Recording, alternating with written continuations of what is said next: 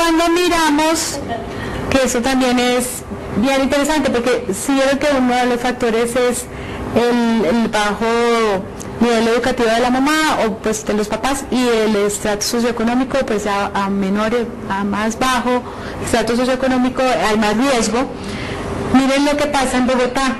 En Bogotá, en los estratos 5 y 6, al 40% los acuestan boca arriba, mientras que el 1 y 2 al 22%, y las diferencias son estadísticamente significativas entre los tres grupos.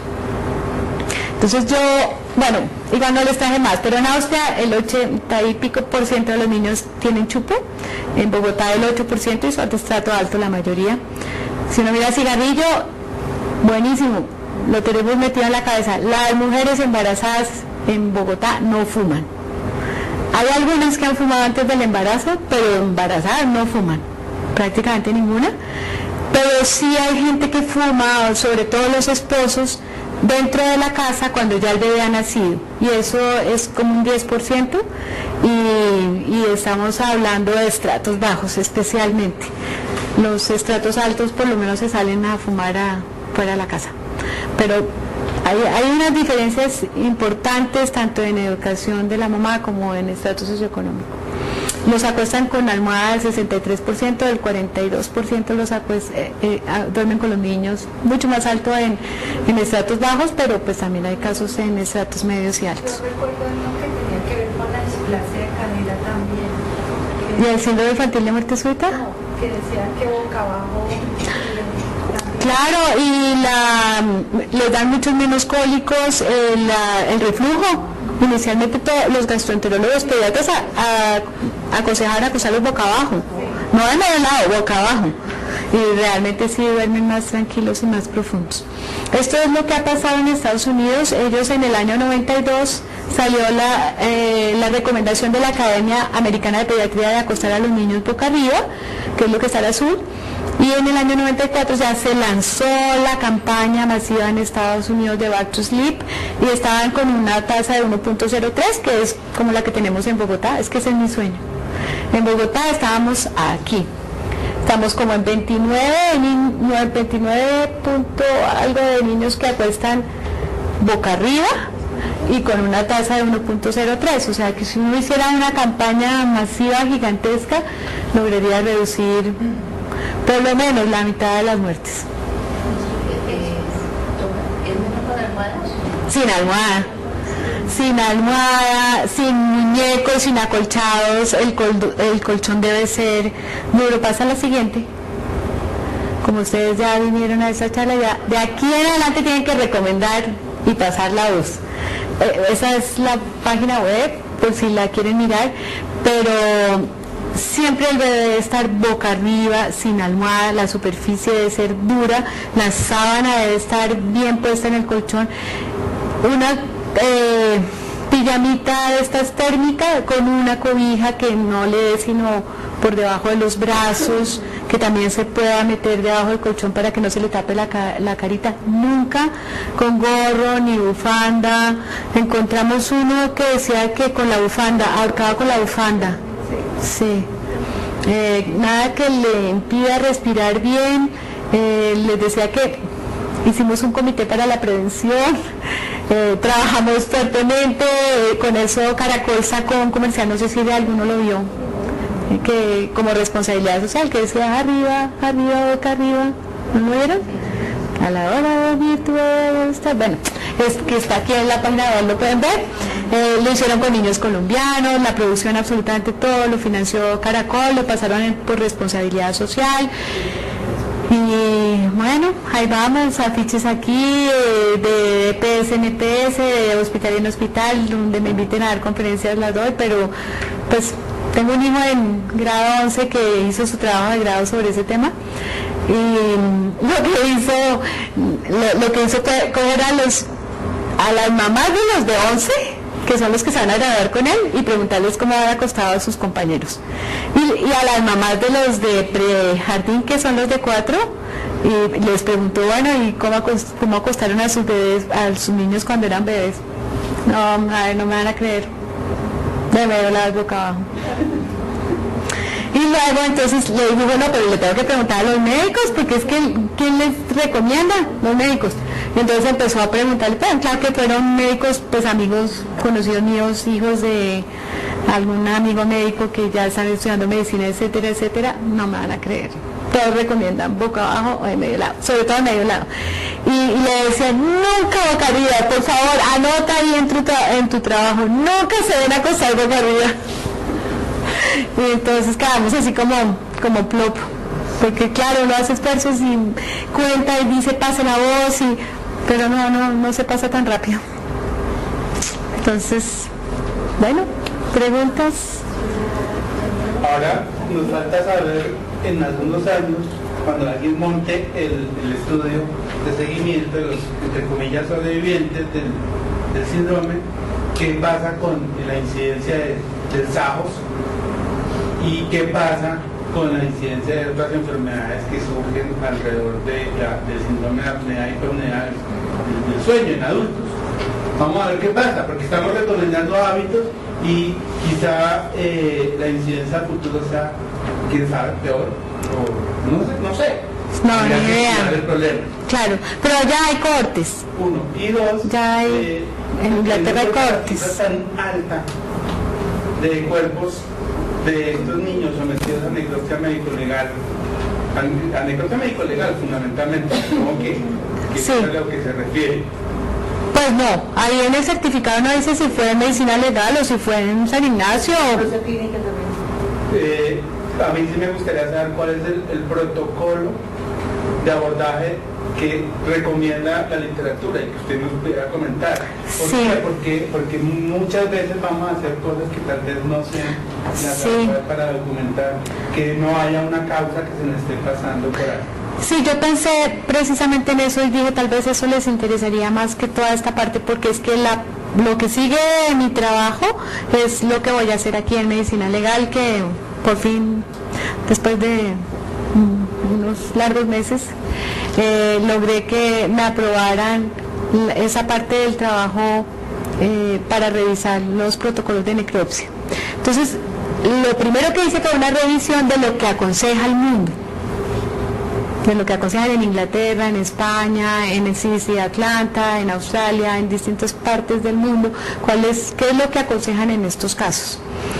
Yo tengo un problema grande y es que yo no puedo tener nada de identificación de los niños de acá, entonces yo nunca voy a saber, porque yo por el Dani, o sea, un trabajo que SNEA hizo súper bonito, sí tengo para caracterizar todos los ítems del certificado de defunción más los de recién nacido, los de nacido vivo. Eso es un montón de información. Si un factor de riesgo es el bajo APGAR, voy a tener APGAR. Si un factor de riesgo es bajo peso al nacer, voy a tener bajo peso al nacer. Educación de la mamá, edad del papá, de dónde nació. Una cosa impresionante de información. Pero yo no puedo unir eso a lo que pasó aquí.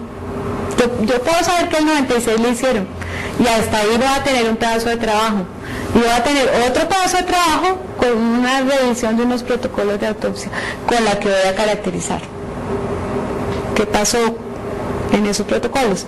Entonces yo decía, bueno, tengo un compromiso grandísimo con ustedes. Cuando yo termine esa parte de la investigación, si me invitan, voy a contarles lo que yo encontré en otros países. Y en el tiempo que estuve en España fue tan interesante porque yo entré a autopsias, vi absolutamente todo el protocolo. Tienen un carro en el que es el de protocolo de autopsias de síndrome de muertes súbitas de lactantes. Y entonces hay unas niñas que son las que llegan a tomar todas las muestras, etcétera, etcétera. Entonces ahí está todo ordenadito con colorcitos y todo lo que le toman a esos casos. Ellos están haciendo el estudio de casos y controles. Entonces todos los casos de mortalidad desde 0 hasta 1 año, hasta 364 días, a todos les hacen el mismo protocolo, en todas las autopsias, para mirar casos y controles. Y tienen algo importantísimo, y es que se sientan los médicos del hospital y traen las historias clínicas y cierran cada caso. Entre el médico del hospital con la revisión tanto de los antecedentes maternos como de todo lo que le va a pasar al niño. Los patólogos, los forenses, los de la salud pública, como Secretaría de Salud Pública, etcétera, y hay una cardióloga, porque ya está haciendo un trabajo específico en canalopatías, y se sientan y cierran cada caso. Los médicos, los pediatras hacen unas encuestas gigantescas en las casas, se desplazan hasta las casas de cada niño que se muere y le hacen una encuesta a los papás grandísima de cómo estaba acostado, qué comía, si lactancia materna, si chupos, y bueno, todo lo que se puedan imaginar. Y ya cuando tienen todo este panorama, bueno, ellos no tienen, como aquí, tan buena la recolección del cadáver. No, ahí tienen una falencia gigantesca, no describen completo, no llenan los datos, entonces ahí se les pierde un poco de información que tratan de recuperar cuando hacen las encuestas, pero cierran cada caso. ¿Pero tú vas a revisar el acta de inspección? Los protocolos de... No el protocolo. Pues sí, la idea sería sacar alguna información del acta. Incluso en los certificados de defunción hay una parte que dice natural, violenta o en estudio. Y hay una posibilidad, hay un renglón para escribir. Y ahí es donde hemos encontrado con el MEDA que dice, la mamá le está dando de comer y lo encontró acostado boca abajo. La mamá lo asfixió cuando le estaba dando de comer. Bueno, sí hemos encontrado cosas. Ahora, realmente el diagnóstico es muy difícil, porque bueno, si estaba acostado en la mitad entre el papá y la mamá, y alguno de los dos dormidos se volteó, le puso el brazo, lo dejó respirar, luego se volteó otra vez para este lado y cuando se despertó estaba muerto. O sea, por un accidente nunca vas a saber. Muy probablemente el papá, si fue él el que lo asfixió o no, pero es un factor de riesgo. Entonces, diríamos que los casos clásicos de síndrome infantil de muerte súbita se supone que son los que no tienen ningún factor de riesgo. Uno está solo en su cuna, sin almohada, boca arriba, lactancia materna, todas las vacunas, bueno, todo lo que se puedan imaginar, y aún así se murió. Y esos serían como los clásicos, pero vuelvo a mi cuento.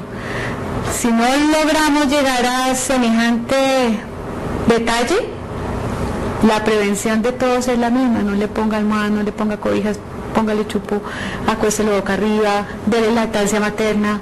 Hay una pelea grandísima con los abanderados de la lactancia materna, porque ellos dicen que el colecho mejora la lactancia materna. Pero no se imaginan, entren por así, por casualidad, por Google, y pregúntenle colecho y síndrome infantil de muerte súbita. Es una locura. Lo vemos en los certificados de defunción. Entonces uno dice, bueno, sí, pero si facilita es porque, pues claro, la mamá está cansada. Hay otras medidas, ponerle una cuna de mimbre en la mitad entre el papá y la mamá, y hay otras, tanto en Europa como en Estados Unidos, no me acuerdo, se llama como cardboard, que es una cama como con unas chupas y la pegan a la cama, una cunita que queda así, o sea, no tiene baranda sino a este lado, y la pegan a la cama de los papás. Entonces la mamá tan pronto termina de darle de comer al bebé, lo acuesta de una vez ahí, no tiene que levantarse, pero está aparte. Por aquí alguien me va a preguntar, ya es tiempo. Bueno. Si no hay más preguntas, yo quisiera saber cuál es la respuesta a la pregunta que usted se hizo. Pues, sin duda, es un problema de salud pública. Yo la verdad, les decía como con tristeza de este comité y todo, porque se acabó, ya no nos volvimos a reunir a partir de una carta que nos mandaron del ministerio firmada por Lenis Urquijo, que ya no está de director de salud pública, pero bueno, por Lenis, diciendo que yo presenté esto para la Bienal de Pediatría con subsidio, y gané una mención de honor con Santiago Cross, que es el pediatra con el que hemos hecho investigación. Y Lenis lo que dijo es que los únicos estudios que había Colombia y en Bogotá eran de Ucros La Torre y que eso estaban inflando las cifras, que eso no pasaba ni en Colombia ni en Bogotá y que no había estudios suficientes para decir que era realmente un problema de salud pública, entonces que no, el ministerio no apoyaba ninguna campaña al respecto. Entonces diríamos que no hay información todavía para responder la pregunta. No, yo sí creo que es un problema de salud pública definitivamente, o sea, que se mueran todos esos niños, así digamos, por eso el hecho de que no se sepa de qué se murieron es un problema de salud pública, que muy probablemente... Un problema de educación médica. Claro, pero es un problema de salud pública, que necesita una corrección que es educación médica. Ah, bueno, cuando uno les pregunta a las mamás, ¿ya quién le cree? Ellas dicen que a los médicos y a las abuelas. A las abuelas, a los médicos y a las abuelas es a las que más le creen. Estados Unidos ha hecho una campaña gigantesca con abuelos. Pero sí hay un problema grande y lo más triste de todo es que nosotros vamos como... No Colombia, Ecuador, Bolivia, Perú, nadie tiene nada. Pero pues nosotros podamos ser pioneros y jalonar la región, ¿no? Es como esa idea de seguirnos creyendo país pobre, que aquí se mueren de diarrea, que aquí eso no pasa. Y pues por supuesto que pasa. Por supuesto que no somos, como dice Santiago, somos tan raros los colombianos, pero no podemos ser tan raros que aquí no se mueran los niños de síndrome infantil de muerte súbita. Se mueren. Y los siguen acostando con almohada y con muñecos y con bufanda y con cobijas y de medio lado y boca abajo, sin chupo. Ahora, yo no me metería con el chupo, de entrada, por supuesto. Y aquí el problema del cigarrillo no es como en España, que fuman las mamás embarazadas con el bebé alzado, todo el tiempo fuman. No tenemos ese problema, entonces yo me metería por la posición al dormir, definitivamente. Y con eso solo podría reducir como hasta el 50%. Claro. ¿Y para qué se pone uno a pelear con las de la lactancia materna y el chupo? Pero el colecho sí es algo que hay que también ir trabajando. Entonces, bueno, por aquí me van a ver de vez en cuando ahí recogiendo información. Si no hay más preguntas, entonces agradecimientos nuevamente a la doctora María No, Luisa muchas Latorre gracias por a ustedes. compartir este enfoque de revisión estadística sobre el síndrome, con ese enfoque desde la salud pública. Sí. Esperamos pueda usted avanzar con el material de información con que cuenta el instituto. Ay, muchas gracias, sí, ya lo tengo probado. Entonces, Así que dicha. y por supuesto que siempre está invitada para que comparta. Claro, yo sí quisiera después, cuando ya termine esa parte, pues que la vamos a hacer Sandra y yo, pues que Sandra y yo les contemos los resultados, pero que además no solo de lo que encontremos aquí, sino de lo que hemos revisado, de lo que se hace en otros países. Y a todos los asistentes igualmente un agradecimiento por su participación.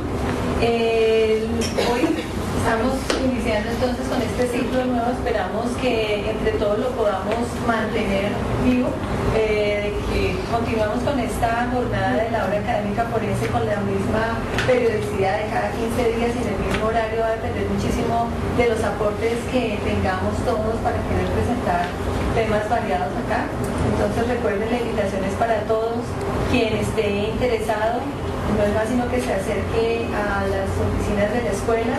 Yolanda Fuentes, la doctora Claudia Monroy, Joana Osorio son un nervio aquí de la organización de la hora académica forense. Entonces simplemente nos contacten y los programamos.